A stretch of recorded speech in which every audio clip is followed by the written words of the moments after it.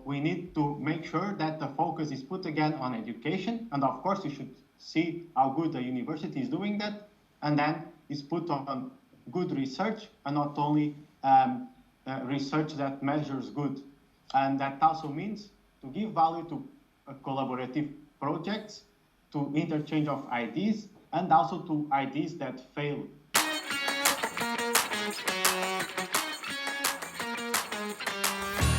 Hello everyone, I'm Alessandra from Material Pioneers.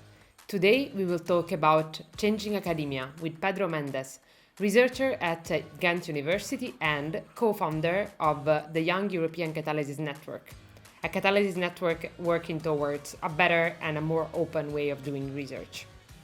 You can follow all of our interviews on www.materialpioneers.com. Let's start. Hi Pedro, so nice to see you. How are you? Hey Ale, I'm doing fine. What about you? I'm very happy to be here today. Yeah, I'm also very happy to see you. After all these webinars we've done together, we're finally interviewing you in your field. So that's great to hear. Yeah. So today we have Pedro here to talk about changing academia. It sounds like a very broad concept, but it has very big impact on the life of every researchers around here. So first of all, I'm very curious, Pedro, how did you start willing to become a researcher and why did you do it? I think it all starts as a child. You start being curious. Then, more specifically for me, it happened during high school. We had quite some freedom to play with experiments in the lab, and one of those was to transform bio-oil into biodiesel. And to see that transformation, it really spiked my curiosity, and that's what made me interested by research. I was going there in the breaks to make sure the reaction was happening and everything was going fine, and that's what directed me to chemistry at the end. And then during college, I also got involved with research pretty soon in the bachelor, and I ended up working with catalysis, which really aims at converting the raw materials that we have to more useful but also sustainable products in an efficient way that can also help improving our society. Yeah, well, catalysis is a very good example of making an impact with your research, right? But yeah, again, like you're an expert and you're studying and working a lot into this changing academia concept.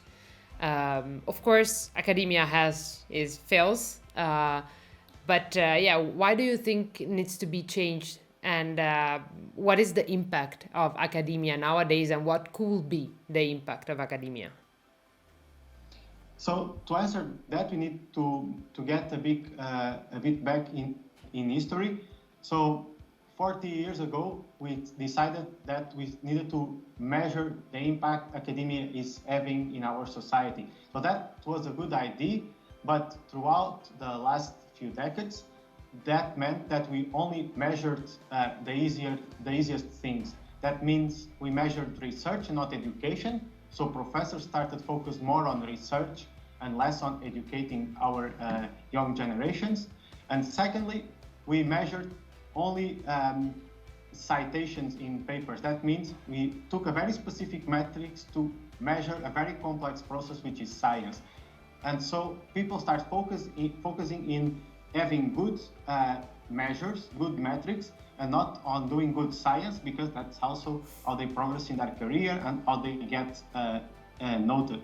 So now we need to change this to make sure that the impact in society is what truly matters and not just a number in a CV. So we need to make sure that the focus is put again on education, and of course you should see how good the university is doing that, and then is put on good research and not only research that measures good.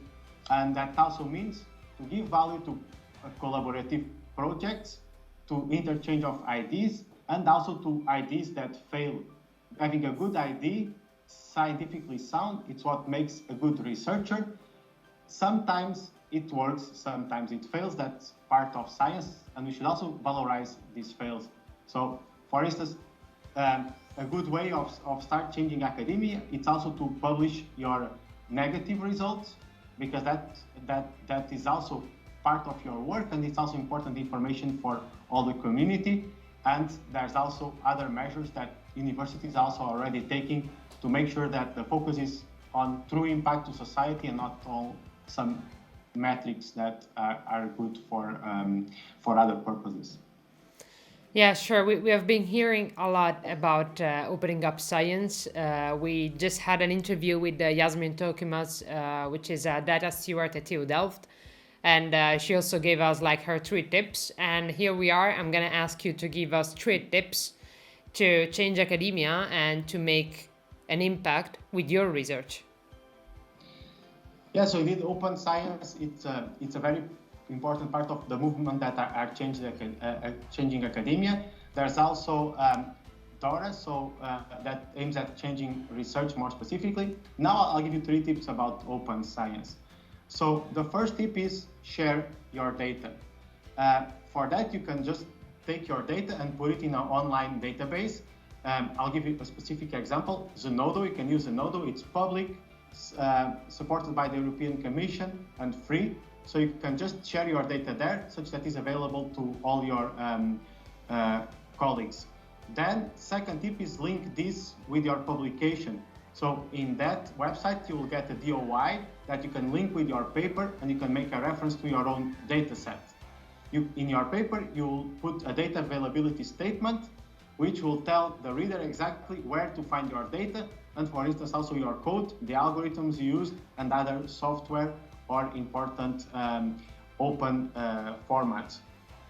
The third tip, it's really about opening up also your publications. So before publishing, you can archive a preprint in a preprint server and get feedback already from the community. So this is nice because you can improve your research as you do it before publishing it in a scientific journal. After the publication in such a journal, you can also make it freely available to your colleagues after an embargo period. So just go to the journal, check the embargo period, and as soon as it's passed, put it in your personal web pages, ResearchGate, LinkedIn, whatever, share it via email. You can do it for a certain version about this after this embargo period. So share your data, link it to your publications, and share your publications.